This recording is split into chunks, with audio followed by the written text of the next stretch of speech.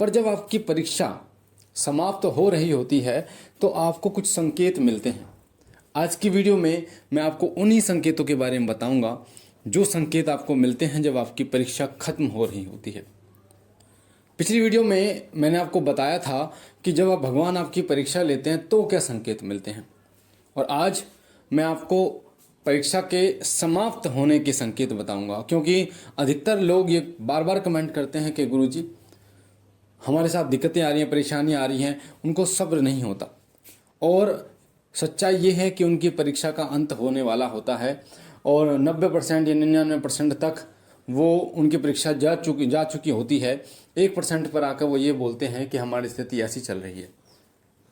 पर ये आपको समझना होगा कि कहीं ना कहीं वो आपकी परीक्षा है और भगवान जो हैं वो हमें चुनते हैं। कोई भी आपके इष्ट हैं वो चुनते हैं हमें, हमारी तो कोई औकात ही नहीं है कि हम उन्हें चुने, वो हमें चुनते हैं, वो अपने भक्त को चुनते हैं। और जब भी वो अपने भक्त को चुनते हैं तो ढोल बजाकर चुनते हैं, ऐसे ही नहीं चुनते।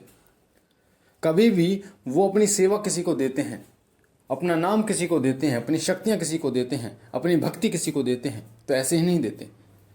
वो आपको देखते हैं आप कितने आगे जा सकते हो, क्या आपका व्यक्तित्व है, और साथ ही वो आपको निखारते भी हैं। और ये जो निखारने वाली जो प्रक्रिया है ना, ये परीक्षा के दौरान ही चलती है। एक ऐसा समय आता है जब आप एक हीरे के रूप में जो है वो उभरते हैं और भगवान के गुणगान करते हैं। आपके अंदर से घमंड बिल्कुल नष्ट हो जाता है, प्रभु के नाम में आप लीन हो जाते हैं और प्रभु आप पर इतनी कृपा करते हैं कि आपको समाज कल्याण के लिए शक्ति प्रदान करते हैं। तो वो बहुत ही दयालु हैं, कृपालु हैं। तो आइए मैं आपको बता देता हूं कि जब आपकी परीक्षा खत्म हो रही होती है तो आपके साथ क्या होता है। परीक्षा भगवान पैसे से संबंधित भी ले सकते हैं, आपके संबंधों से संबंधित भी ले सकते हैं। पैसों से संबंधित कैसे, आपके ऊपर कर्ज जैसे चढ़ गया है, आपके पास पैसे नहीं है, जैसे भक्त सुदामा की भगवान श्री कृष्ण ने ली थी, उनके पास कुछ भी नहीं था, खाने तक के लिए पैसे नहीं थे।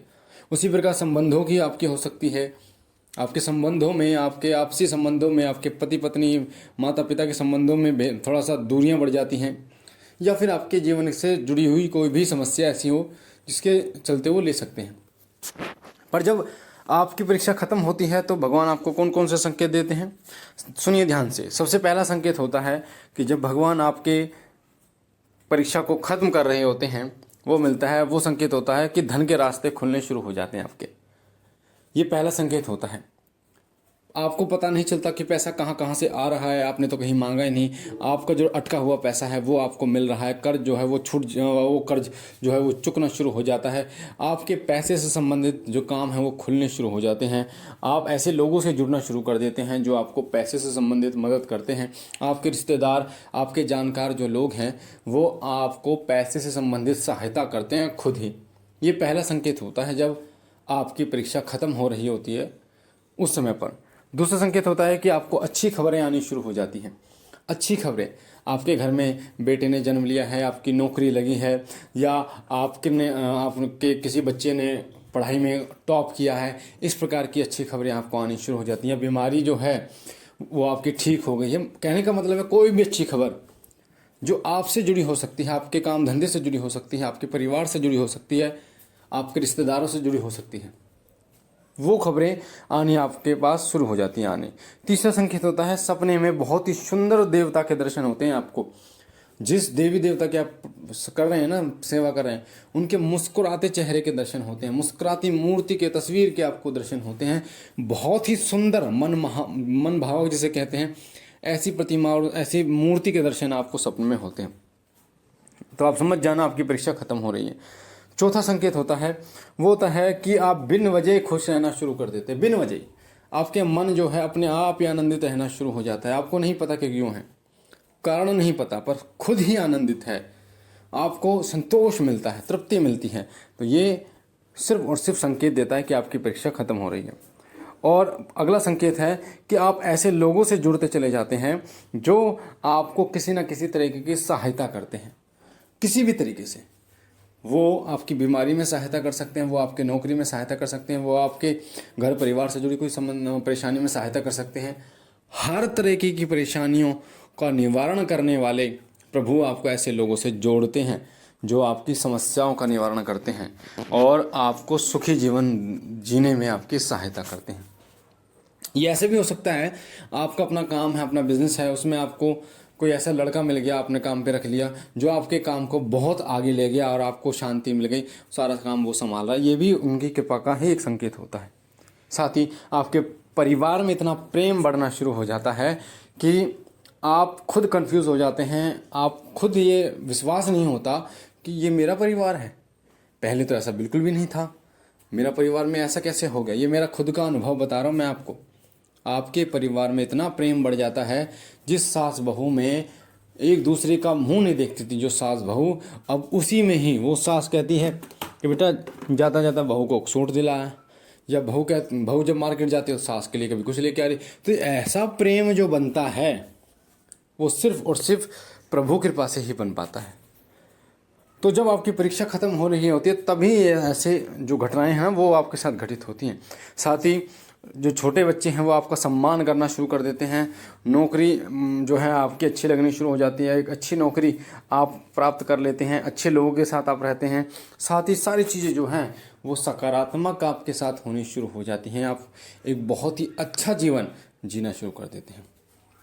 जो लोग कहते हैं कि हमने भगवान की पूजा की पर हमें कोई फ़ायदा नहीं हुआ, देखिए फ़ायदे के लिए अगर आप भगवान की पूजा करोगे तो फ़ायदा नहीं होगा। अगर भगवान को भगवान मानकर पूजा करोगे तो फ़ायदा नहीं होगा। अगर भगवान को अपना मानकर पूजा करोगे तो 100% फ़ायदा होगा। जब आप भगवान से अपने हृदय के तार जोड़ लेते हैं तो उस समय भगवान भी आपसे अपने हृदय के तार जोड़ लेते हैं और वो आपके पास खुद ही आ जाते हैं। जैसे आपने देखा होगा ना, मान लीजिए आपका बच्चा है या मेरा बच्चा है, अगर हमारे बच्चे को थोड़ी सी खरोंच लग जाए तो कैसा भाव आता है हमारे मन में, तुरंत भाग जाते हैं हम, उसको डॉक्टर के पास लेकर जाते हैं। अगर उसको कुछ हो जाए तो अपना दिल और जान लगा देते हैं, घर बेच देते हैं, मतलब सब कुछ उनके लिए करने के, अपनी जान तक देने के लिए तैयार हैं उनके लिए। जब प्रभु के लिए ऐसा भाव आपके मन में उत्पन्न हो गया ना जिस दिन, उस दिन वो आपके सामने होंगे। जिस दिन आपने ये सोच लिया कि प्रभु मेरे हैं और मैं उनका हूँ, आपने उनको मूर्ति नहीं माना, आपने उनको साक्षात मान लिया, आपने उनसे कोई रिश्ता कायम कर लिया। मेरे पिता का, बाबा भोलेनाथ को मैं अपना पिता मानता हूँ और वो मेरे पिता, वैसे जगत के पिता हैं और पर मैं स्पेशली जो मेरे पिता हैं, क्योंकि भगवान सबके हैं पर आपके वो क्या हैं ये आप जानो। आपके वो भाई हैं, पिता हैं, क्या हैं, या माता, आपकी कोई माता है, तो आप उनसे जब एक रिश्ता कायम कर लेते तो वो कहीं नहीं जाते, आपको छोड़कर हर पल आपके साथ रहते हैं। और भगवान की जब सही तरीके से पूजा की जाती है तो वो आपके भौतिक जीवन को ऐसा रुख देते हैं कि आप स्वयं भी नहीं जान पाते कि मैं फर्श से अर्श तक कब पहुंच गया। पर ऐसे समय में बिल्कुल भी अपने अंदर घमंड मत लेके आना, बिल्कुल भी अहंकार मत लेके आना, क्योंकि जो फर्श से अर्श तक पहुंचा सकता है वो अर्श से फर्श पर लाने में पल भर की देर नहीं करता। बाकी मुझे आशा है जानकारी आपको पसंद आई होगी। पहली बार चैनल पे हैं तो चैनल को लाइक कीजिए, शेयर कीजिए, सब्सक्राइब कीजिए, शिव कृपा परिवार से जुड़िए।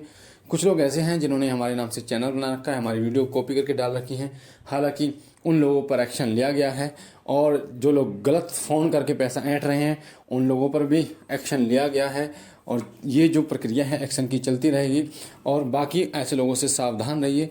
बाबा भोलेनाथ आप पर कृपा करें, आपके घर परिवार पर कृपा करें। हम मिलते हैं एक नई जानकारी के साथ, तब तक के लिए ओम नमः शिवाय, ओम नमः शिवाय, ओम नमः शिवाय।